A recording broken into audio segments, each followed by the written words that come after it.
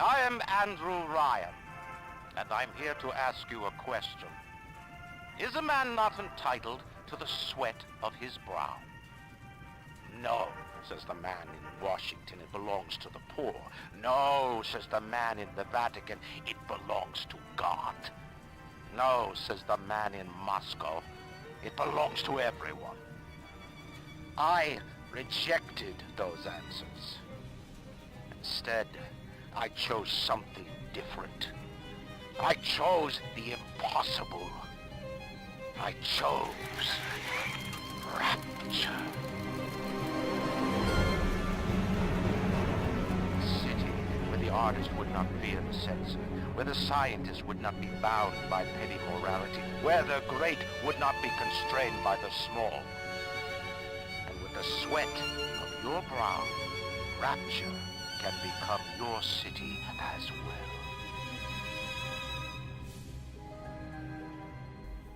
Bioshock is a first-person shooter horror game released in 2007 by 2K Games.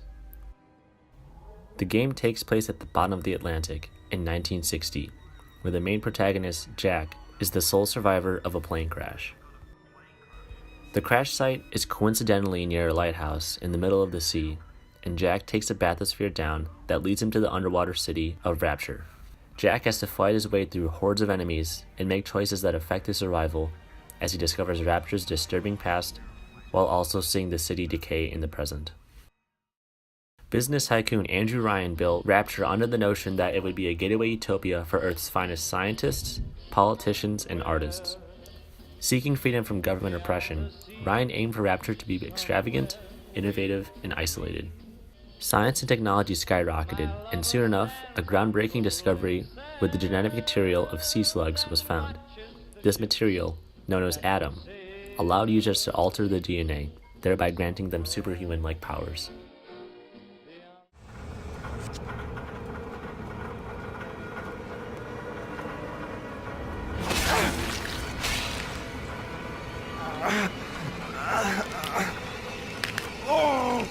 Steady now. Your genetic code is being rewritten. Just hold on and everything will be fine. Bioshock strays away from the generic first-person shooter narratives, and that it incorporates both the moving, emotionally driven story with a visual aesthetic that no other game had accomplished before. What makes the world of Bioshock so unique was the game's creative lead, Ken Levine. Levine was inspired by the works of 20th century novelists such as Ayn Rand and George Orwell, whose writings delve deep into the philosophies of objectivism and capitalism. But Levine also drew inspiration from prominent entrepreneurs such as John D. Rockefeller. These inspirations help Bioshock have an original story that favors emotional appeal and visuals over everything else. And this is what Henry Jenkins, the author of Games, A New Lively Art, addresses. Although he recognizes that games have the potential to be considered a true art form, he stresses the oversaturation of games in the market that are mediocre. These are the games that are fun to play, but eventually become somewhat repetitive and struggle to leave a lasting impact on the player. According to Jenkins, the problem with many contemporary games isn't that they are violent, but that so many of them are banal, formulaic, and predictable.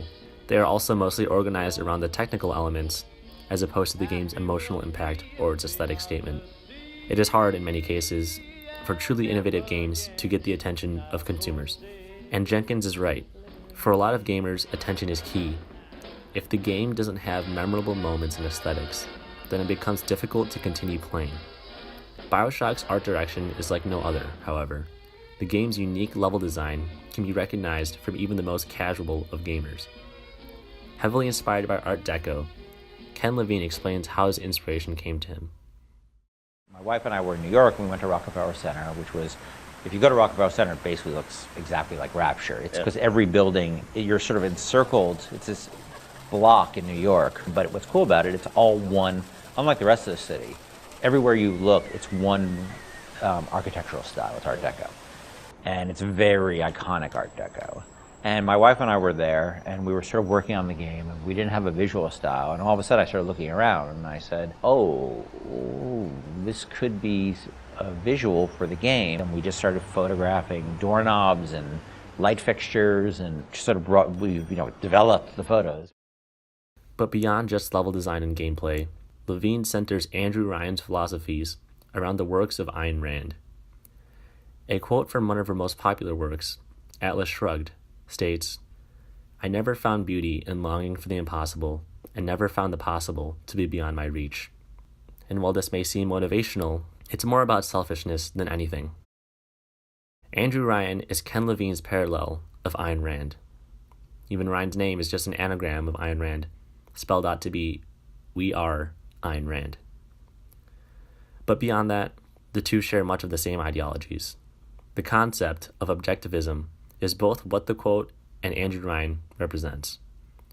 It's the philosophy that a strong focus on self-interest and reason is how one achieves happiness in life. Andrew Ryan sought to create the impossible, and he did. His visions of using industry and commerce to create an innovative, technologically advanced city are also one of the main causes of why Rapture had its demise. With a strong focus on capitalism and less government control, what Jack uncovers in his time spent in the city is just remnants of what once was a utopia.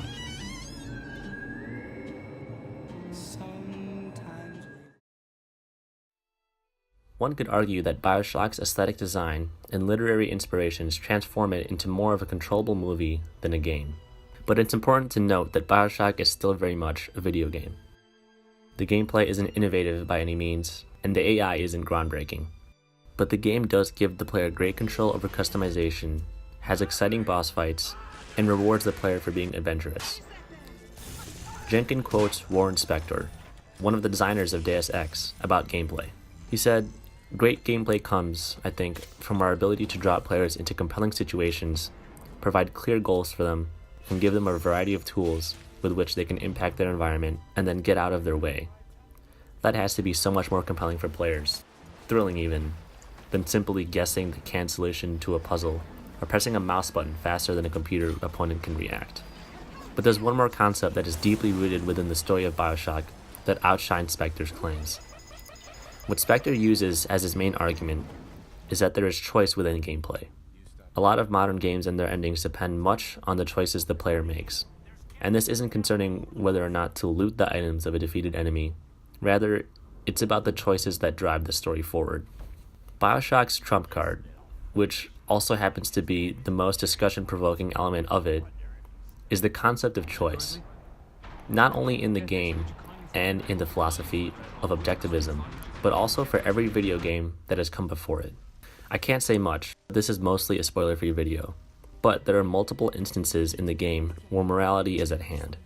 And because much of the story essentially boils down to a single point, which is not the ending, by the way, simply having me say what happens doesn't do it justice. Bioshock's immersive art direction and literary inspirations are just a few of the many reasons why the game pushed the medium to being considered as a true art form. Ken Levine gave way to one of the most moving, thought-provoking story experiences ever told through a controller and a screen.